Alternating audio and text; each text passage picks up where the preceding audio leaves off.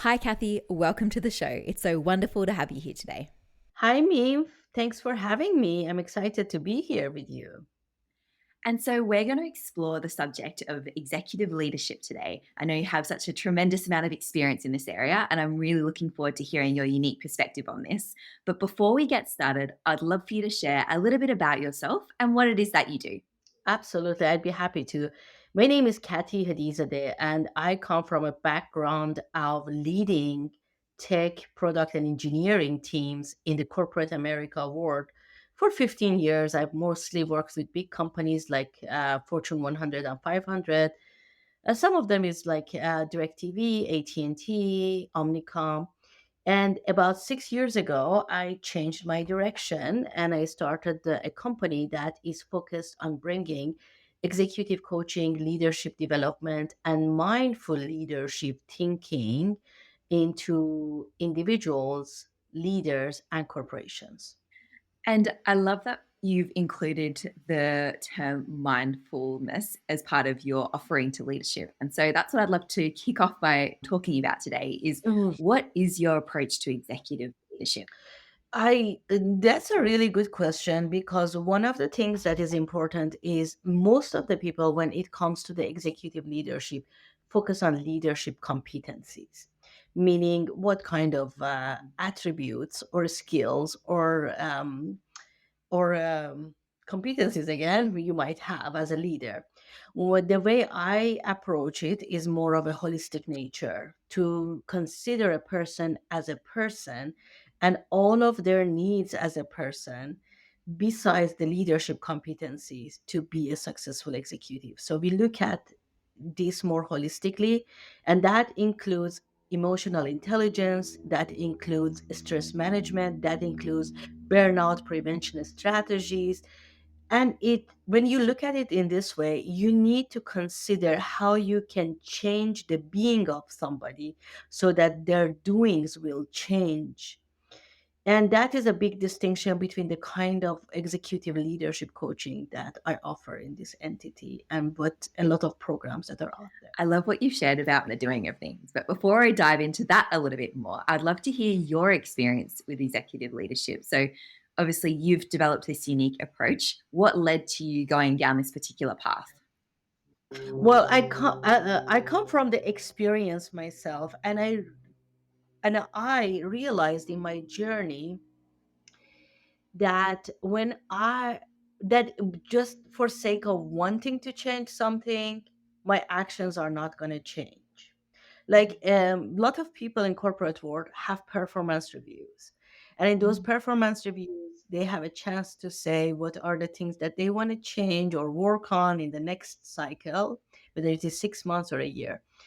And I obviously have experienced it, but I was looking at it and thinking, oh, some of these things do not seem to shift that drastically. And I also take pride on some of these things, but I change companies, so there is not that much of a coherence between the companies. And this thought was going on in me till I started working for an organization and administration that they were like, we want to bring fearless leadership into our tech organization. And that program made me realize that you cannot go about changing your actions if you are hung on certain stories, certain way of being, certain narrative in your mind. So I realized that there is a further layer than just going and writing in your performance review, oh, I want to change this and I want to change that. If I was a perfectionist, I don't want to be perfectionist anymore. It just doesn't work like that. You have to see if you're a perfectionist, where is that coming from?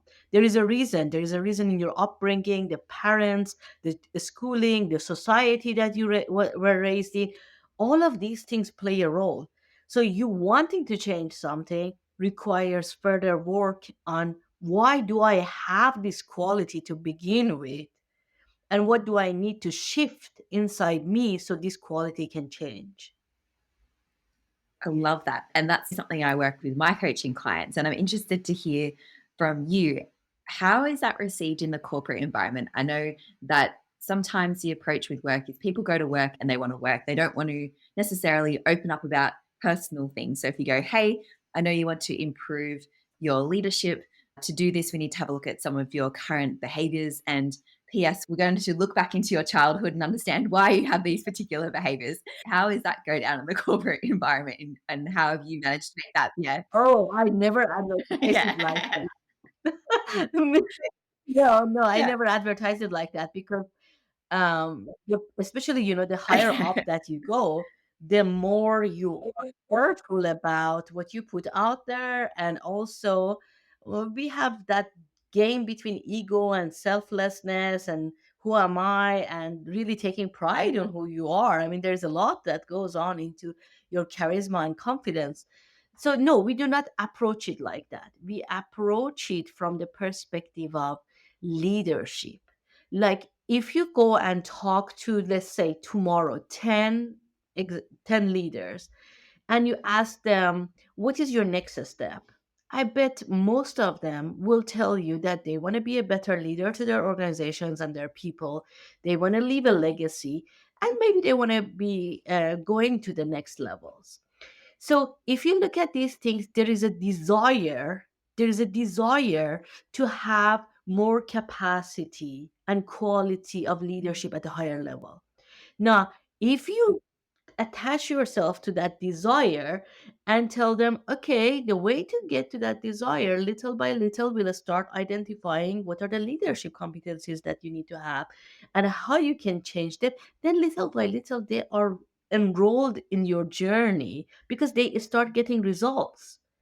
You do not jump into the pool at the deep end with them because this is all very new to them.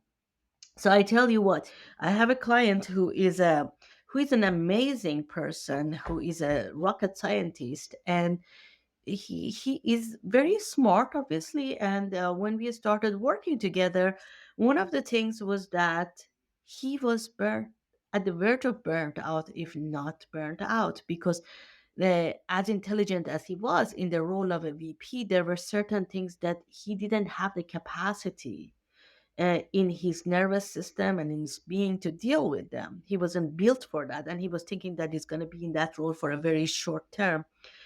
And when we started to look into why do you get burnt out, what stresses you, how can we find those stressors, and we were able to be successful about that and change his relationship with some of the things that stresses him out.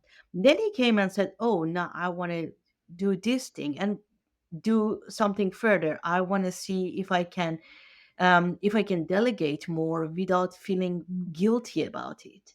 So we started building upon success that we had in our work together.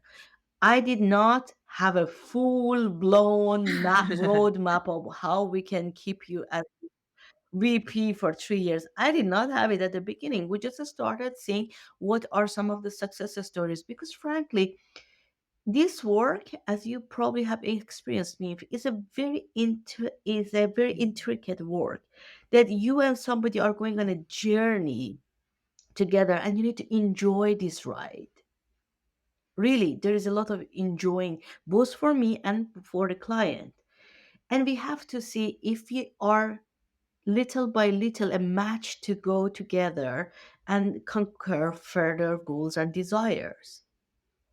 So I would say start small, get some wins, and then you can help them dream bigger. That you put it so beautifully. And you're right, it is a journey. And as you take each step in the journey, new things surface based on previous experiences or what comes up. And so, yes, while it's good to have an idea of where you're going, and you mentioned desires, it's super important to have an idea of what you're looking to work towards.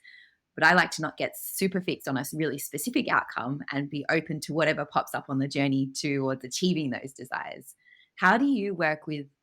executives and having specific goals? Do you have them set specific goals, or they're a bit more, I guess, the a bit broader and open to interpretation, to what I've just mentioned before, and just open to whatever comes up? So there are different types of engagements. Some of my engagements are through subcontracting companies for organizations, and some engagements are in my private practice.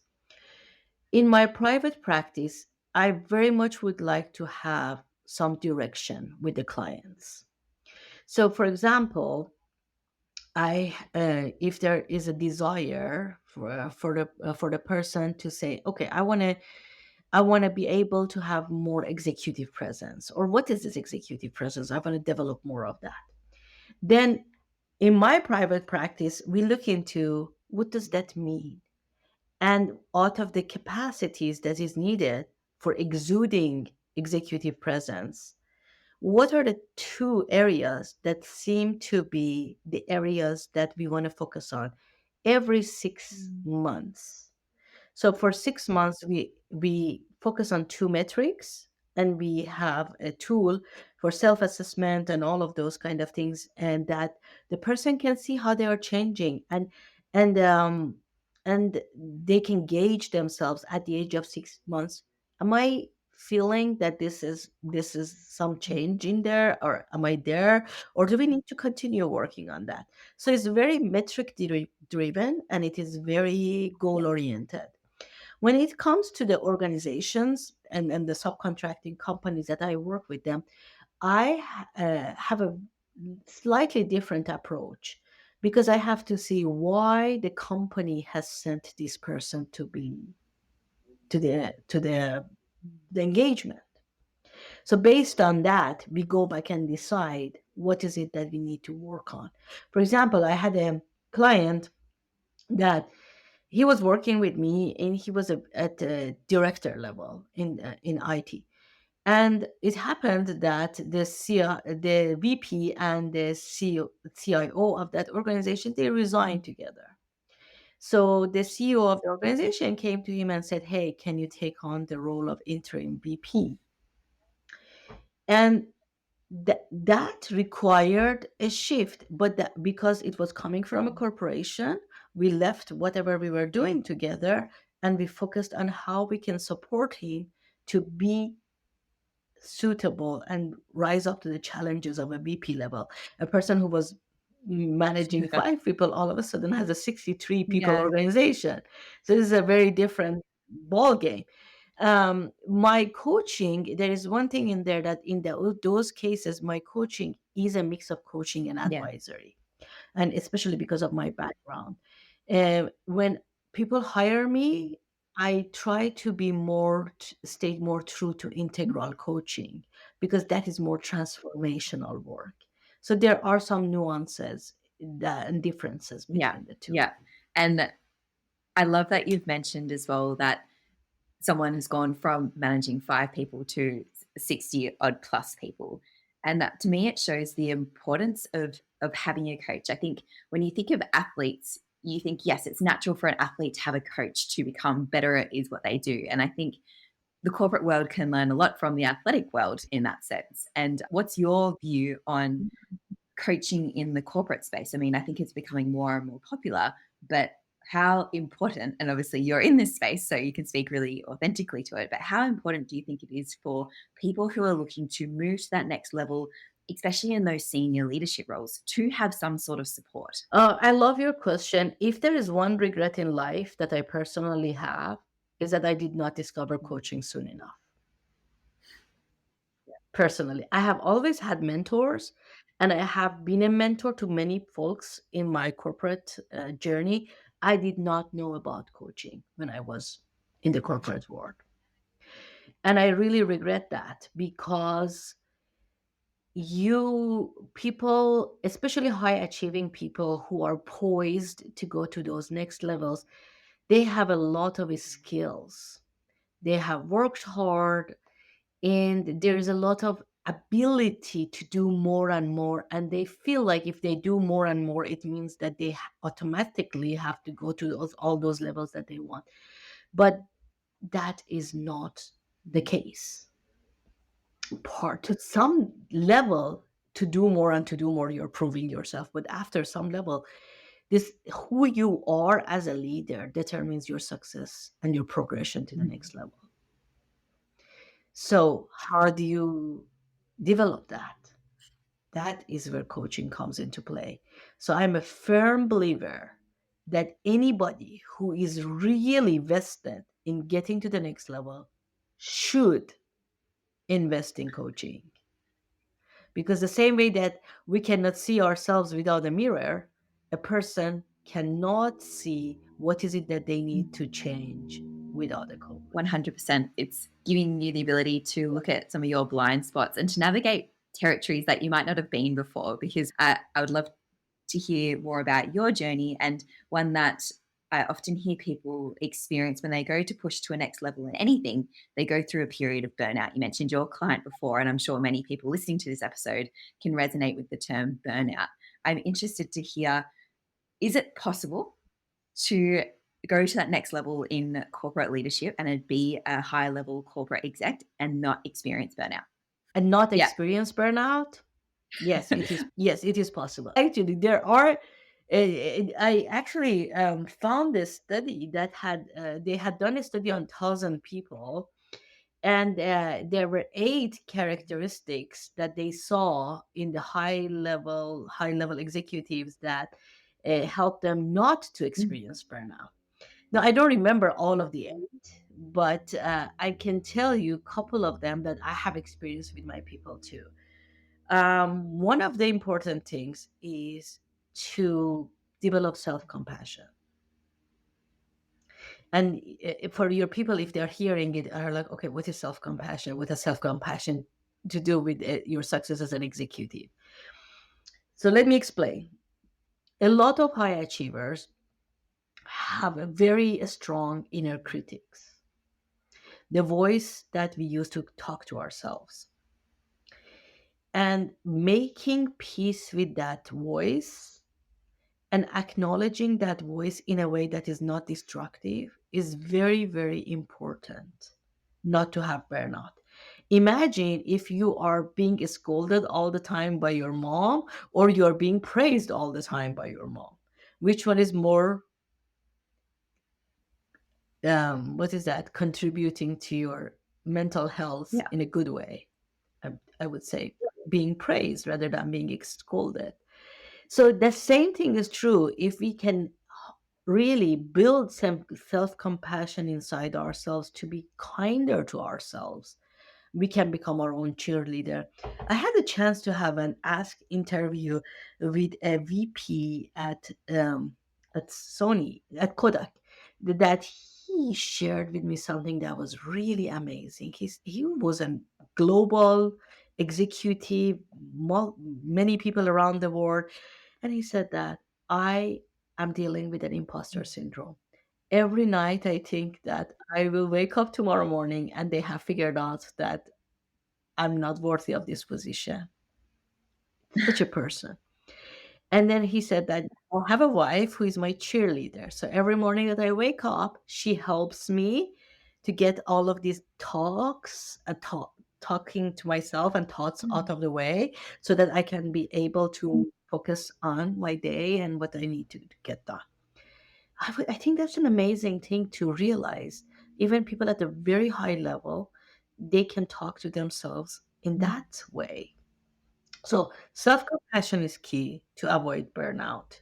The other thing is the people who are high achievers and are avoiding burnout have learned to separate work from personal life.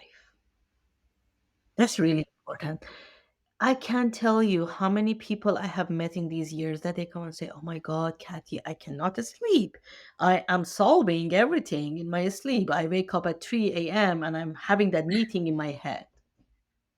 Do you think the person who is losing sleep can really think the next day? I bet you not. So, how can we build that capacity to leave work at work and come home to a family and be with the family or whoever is important in your life, or even if it is your dog or whoever you love, or even if you're alone, to have something outside of work that you dedicate yourself to it and you feel like I can make this distinction between work and my personal life.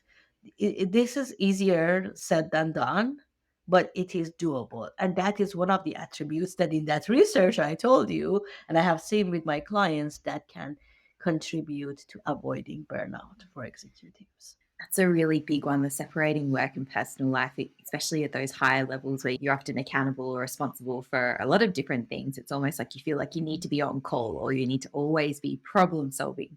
What are some strategies that you worked with Yeah. to support the executive leaders to be able to help with that separation? Then thank you for that question. One of the things is to realize priorities in life and values. So one of the works that I do with many of my folks is really to understand their values. And there is a very big thing that people think, oh, my value is to to have family, or my family is one of my values, or my relationships is one of my values. Now the thing is, people, when you do this value exercise, they, if there are like 60 values on that sheet, they put 20 values out there at the first round. Then I have to push them further. Which one of them is mm, nice to have, and which one of them is are essential to your core? And then we go further. And then we come to the point that which one of them have you heard that it is good, but you are not actually practicing it? If you are put in a hard place that you easily get, don't even consider that value anymore. We squeeze this through some exercises to the point that the person will have six values, six core values, and they can change over time. It doesn't mean that if you chose them in 2024, in 2028 you will have the same values. I think that's wrong thinking, because we change. People go through midlife crisis, people go through menopause, every you change as a human, so it's only fair that your values change. So but when you have those six values, then you learn to gauge your decisions based on those values. And if being with your kids because they are young and this time is not going to come back anymore is one of your values, then you start building your work, your ambitions around that. You make it known to your team. You make it known to the people that you work with them. So there are ways to handle this on a case by case basis. But the most important thing is building that awareness of what is it that matters to me so that I can prioritize it.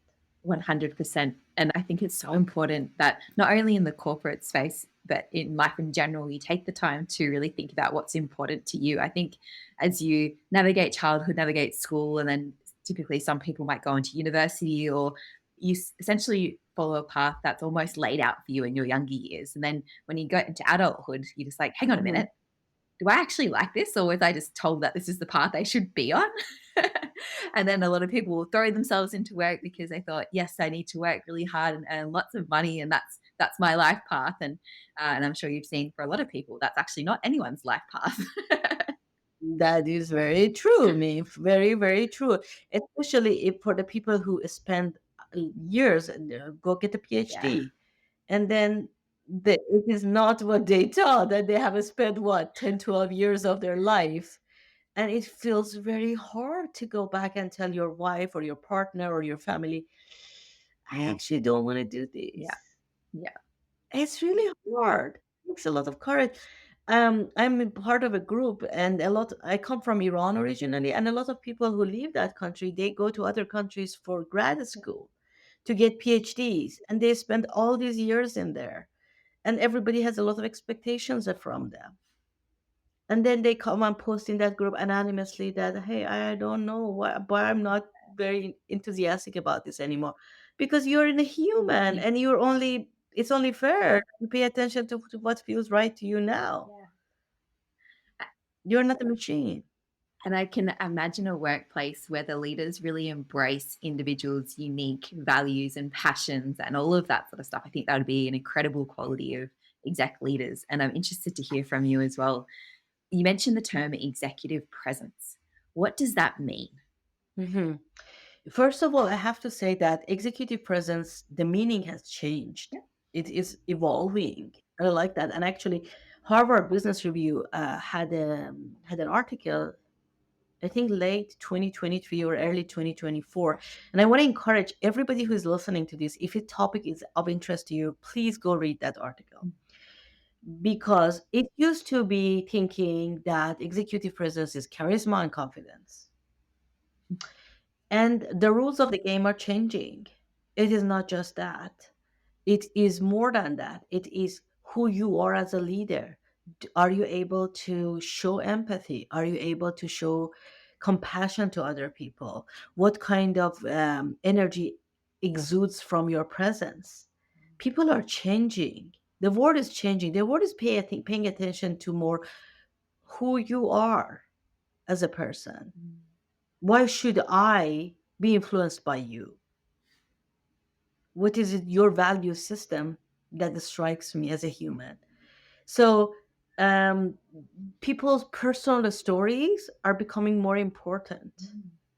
People's social media presence and following is becoming more important. I mean, nobody would think that executive presence had those elements to it, but yet there are some elements of that now, because you are you need to kind of have some kind of thought and thought leadership, and you cannot have those thought and thought leaderships if you're not used to reflecting, because reflecting is the basis for self-awareness. So there is a new definition of executive presence and how you can develop it going on. One of the things that I did, I built a roadmap for developing executive presence that we go through three different stages. If anybody is interested in that, please message me on LinkedIn. I will send it to you. There, I built programs based on different levels and different work that is needed: self-assessment, self-awareness, self-management, self-leadership.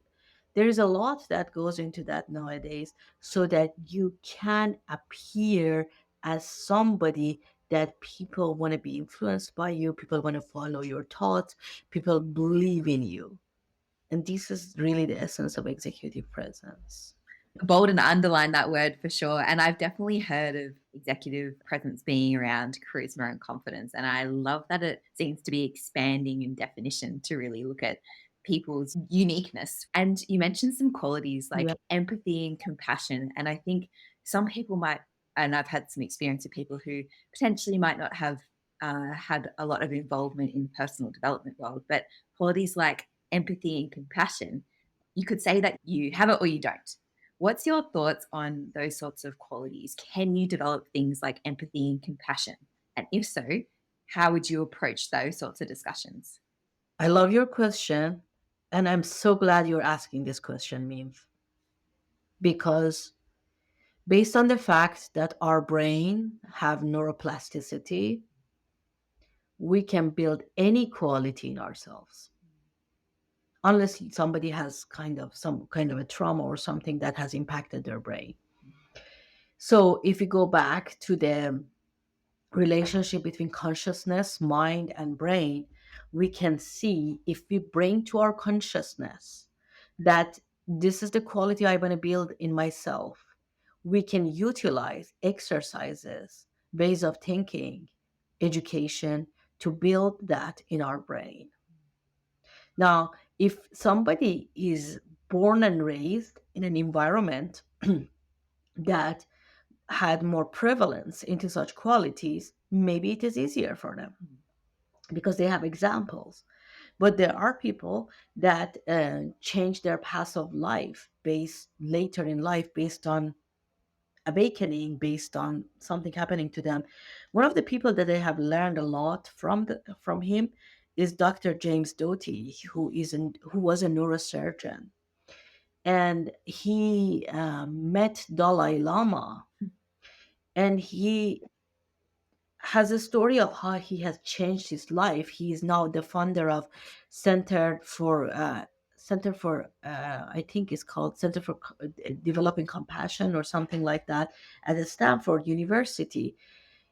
He changed the path of his life from being a neurosurgeon into a person who is dedicated his life to developing compassion. So, to answer your question, number one, absolutely, it is doable to develop those qualities. Number two is how do we develop them? Bring it first to your awareness. Is this what you really want? Why? Because Kathy is saying that it is part of executive presence. So I should go and develop that. That's not the reason. That's not the reason that would hold you on that path. Yeah. You need to have a reason in your mind that you believe in it. For example, kindness. A lot of people can connect to kindness better than compassion and empathy and those things, because kindness is easier for us. We have experienced it, or we have seen it more. So a lot of people think, oh, I want to be kind.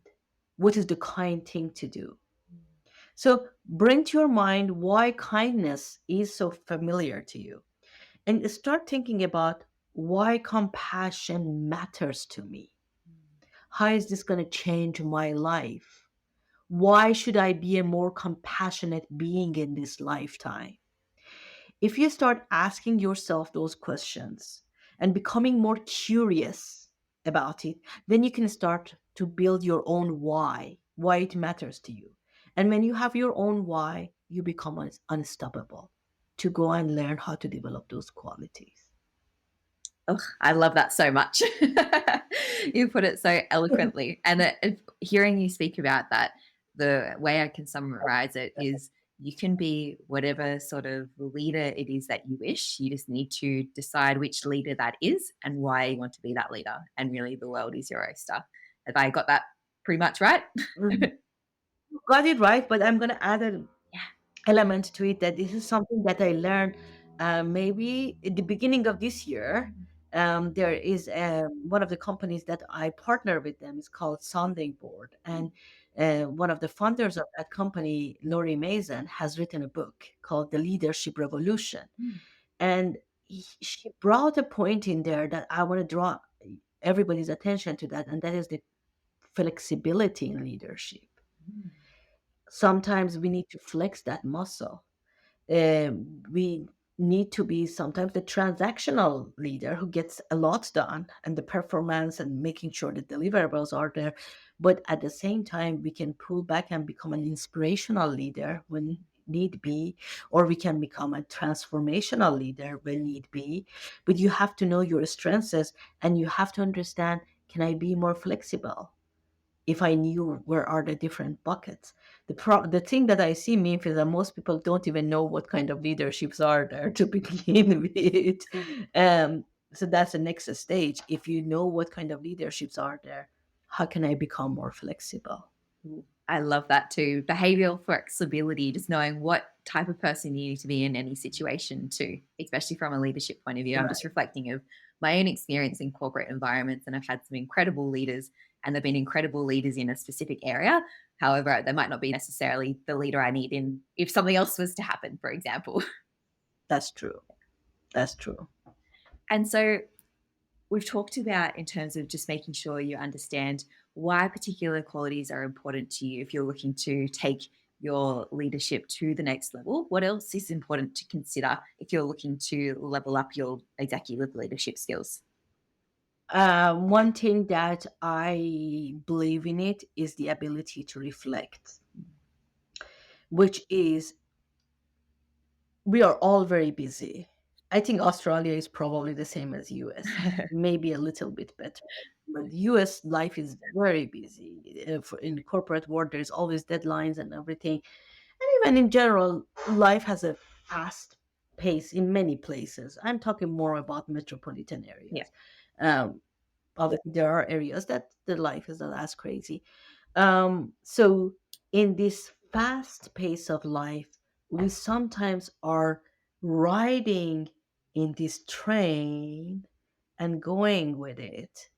Uh, it is very important that we learn to sometimes get out of that train and stop in some of the stops where the train has a stop, and really sit down and think, how is it going?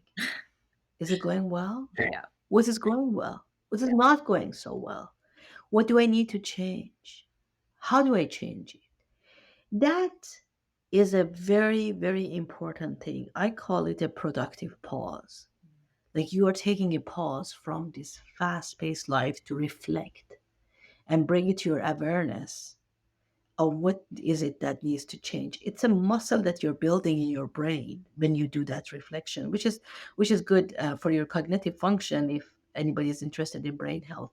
But coming back to the executive leadership, this is a key, and I believe in it so much that this year I started this thing on Tuesday on Sundays. I give a prompt to people on my LinkedIn that this is a prompt. This is Sunday. Spend 15 minutes on this prompt or any other prompt that is on top of your mind to be able to connect with yourself, to be able to build that pause muscle in yourself. So that is what I would suggest.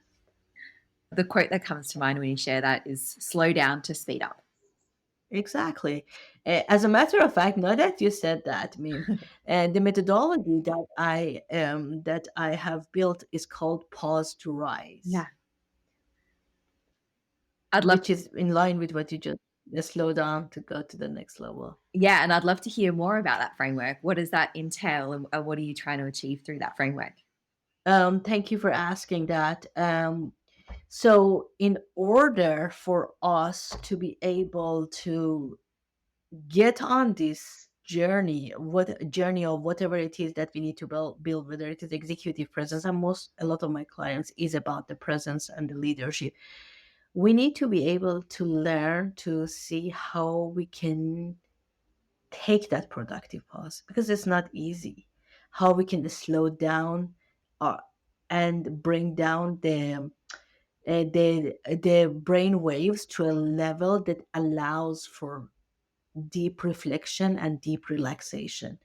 In contrast to maybe a lot of beliefs, we get our best thinking when we are able to really slow down and relax more. So, teaching people how to get to that so that they can build, and it can be different for anybody, for different people. Like there are people who their breath can help them, there are people that looking at the scenery, natural scenery can help them. We look into how to support a person who is very busy, and even 1 minute slowing down is very hard for them, to kind of bring down that element of go, go, go into the element of being with themselves, so can we can look into seeing what capacities need to be built further in them, and then we look into building the roadmap for developing those capacities. That's such a refreshingly unique perspective. I've had the pleasure of looking at a number of executive coaching models and programs, and I haven't seen this sort of approach pop up before. And I think it's so powerful. And I love how you've included this element in that whole package. Thank you. Yeah, that's why I patented it, because it made sense that I hadn't seen it too, so You, it made sense. You're like, there's something here. I'm onto something. I also loved how you mentioned as well the difference between being and doing. And I feel like sometimes a bias toward action isn't necessarily what needs to happen to be a good leader. You mentioned here the pause and the importance of slowing down. I'd love for you to share your thoughts on the balance between the being and the doing. Thank you. There is a very important thing to understand, and that is doing is very important. Our actions are very important, and nobody is going to say that we are going to minimize the importance of actions. However, if the actions are aligned with who we are able to have more impactful actions. Mm. Let me give an example to illustrate this further. Um, I had a client who came and said he works for a company that their culture is people first. They are very radically, let's put our people first. And when we started working together, he said that, according to me, everybody needs to be fired. Hmm. And there's a big contrast between a company that believes in people so much and a person that believes that everybody needs to be fired. Wow. And I jokingly said, well, listen, if everybody's fired, you are VP of what? And he said, yeah, you're right. Maybe I need people. And we started looking into his being in terms of his approach to leadership, why everybody needs to be fired. And his thing was that their performance is not at the level that it should be. But is that level that you're defining really congruent with human capacity, Yeah. with the well-being of your people? There's a lot of questions that goes in there. So we have looked into how this person can be with his leadership in a different way by reflecting on what is realistic and where even his original thinking is coming from. Everybody needs to be fired. Why? Where is that coming from? Why to have such a big standard that nobody can fulfill? So that comes maybe from perfectionism. And where is that perfectionism coming from? And we looked into his childhood and how he was treated with his dad had treated him as a person. So there is a lot that goes in there, Mhm. into the being of a person, because this is the being of a person that gives them a perspective of how they see things, and that will perpetuate their actions prior to us partnering with each other.